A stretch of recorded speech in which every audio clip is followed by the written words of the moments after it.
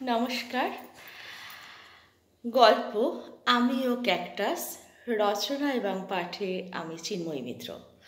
অনেকদিন এই রাস্তা দিয়ে হেঁটে এসেছি, কিন্তু কোনোদিন দেখিনি ওই গাছটাকে। ওটি একটি ক্যাকটাস, কাঁটায় ভর্তি, যেন হাঁ করে তাকিয়ে আছে আমার দিকে, গিলে খাবে আমাকে। অদ্ভুত ওর দৃষ্টি। আমি এক প্রকার ভয় পালালাম। সন্ধ্যার সময় পাশাপাশি দোকানে দাঁড়িয়ে থাকা লোক, পথচারী, সাইকেল আরোহী, টোটো আরোহী, হয়তো অনেকেরই নজর পড়েছে আমার এই অদ্ভুত ঘটনাটির উপর। নাকি আমি একটু বেশি ভাবছি, জানি না। আজকাল একটু বেশি ভাবছি আমি। হয়তো চাকরিটা হঠাৎ চলে যাওয়ায় একটু বেশি ডিপ্রেশন। বাইরে সবাইকে দেখাচ্ছি যে আমি ভালো আছি, কিন্তু সত্যি কি ভালো আছি? চাকরি করতে করতে সেটা এমন এক অভ্যাসে পরিণত হয়েছে যে কিছুদিনের বিরতি যেন অসহ্য হয়ে ওঠে। মেনে নিতে কষ্ট হয়। মনের অন্তর্চেতন বারে জানান দেয় কিছু নেই, একটা শূন্যতা। সেটা অনেক বেশি সত্যি হয়ে ধরা দেয় বরের কাছে টাকা চাওয়ার সময়। কেমন যেন একটা অসহায়তা ঘিরে ধরে মনকে, বড় বেশি নির্ভরশীলতা। কি একটু বেশি বিনয়, না মেনে নেওয়া, জানি না। আজকাল অনেক কিছু বুঝি না, বুঝতে চাই না। সব কিছু তো বোঝা যায় না, তাই না?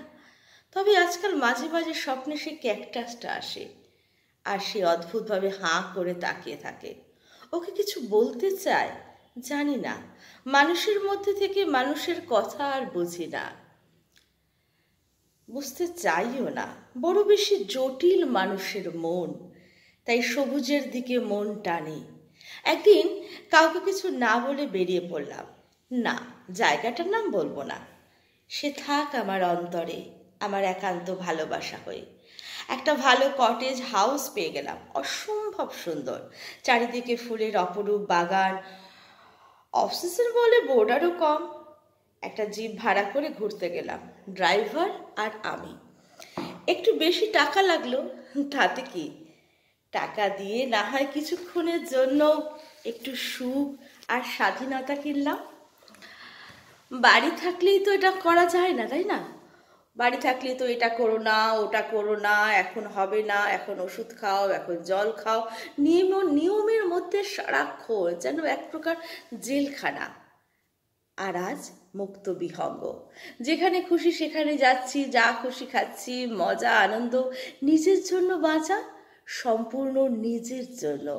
স্বামী, সন্তান, সংসার সব ছেড়ে শুধু নিজেকে খানিক ভালোবাসা, সম্পূর্ণ মন প্রাণ দিয়ে নিজেকে ভালোবাসা, নিজের আত্মাকে ভালোবাসা।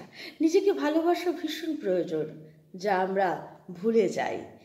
নিজেকে ভালোবাসা ভীষণ প্রয়োজন কর্মব্যস্ত জীবনে, যা আমরা ভুলে যাই। আর মেয়েরা তো সবার কথা ভাবতে ভাবতে নিজের কথা ভাবতে ভুলেই যায়। ভুলে যায় কবে মাটির ভাঁড়ে প্রথম চা খেয়েছিল একা, কবে বৃষ্টিতে ভিজে নাচ করেছিল, কবে একা গঙ্গার পাড়ে বসে রবীন্দ্রসঙ্গীত গেয়েছিল, অথবা বন্ধুদের সাথে কবে উইকেন্ডে বা পুজোর 4 দিন খুব মস্তি করেছিল। এই কথা ভাবতে ভাবতে দেখি ড্রাইভার নেপালি ভাষায় গান গাইছে আপন মনে। ও বলল এটা একটা প্রেমের গান। আমিও গাইতে শুরু করলাম। হঠাৎ নজরে পড়ল এক জঙ্গলে অনেক ক্যাকটাস। আমি ড্রাইভারকে বললাম গাড়িটা থামাতে।